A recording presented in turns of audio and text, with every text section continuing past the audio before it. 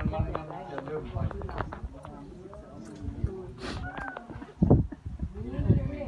หน้าว่านนี่นาก็ว่าอยู่ บ่เอาตื่นให้13เอาเดี๋ยวบ่ ถ้ากันทวงแล้ว ข่าว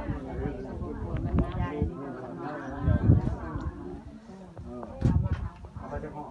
เพราะว่าเวลาพูดว่ามันจะไปขัด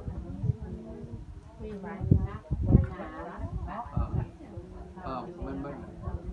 พอชาเห็นถ้าลงไปมันถ้าปวดไว้แล้วมันจะไปขัดวินไปหมดแหละ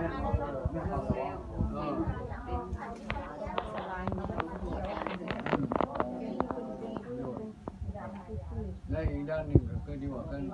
ตามหลักของหมอเขาว่าหันใจยากหันใจบ่ค่อยติด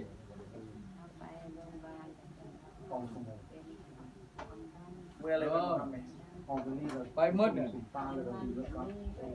เพราะว่าเลือดมันเหนียวน่ะความดันมันสูงแน่เพราะน้องบอกนั่น เป็นอย่างจะต่ำตื้อหมอว่าไปนั่น เอาพุทธิจะได้เขาตัดนาตลอด มั ทั้ น งหมด มี อีก ต่อมันยังมันมีไฟมัน ถ้าใครเห็นโลกต่ำกันมาด้านหน้าท่านเบก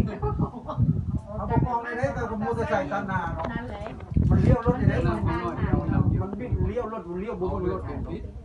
มันก็เบ้งมันอันตรายเนาะ มันออกมาทางซอยแนวที่เบอร์ได้ มันบ่ได้ออกทางซอย เอายาถึงมันกิน จะเลี้ยวมา เลี้ยวกลับรถทีเดียวเอาแล้วก็ยาท้องอื่ เดี๋ย น วคนน้อยขึ้นไปหันมาลัด ไอ้ยาท้องอื่นรู้ไหม เอาแล้ว คนน้อย เป็นงูนอยู่คนเนี้ย คนน้อยไม่ได้ไปทำ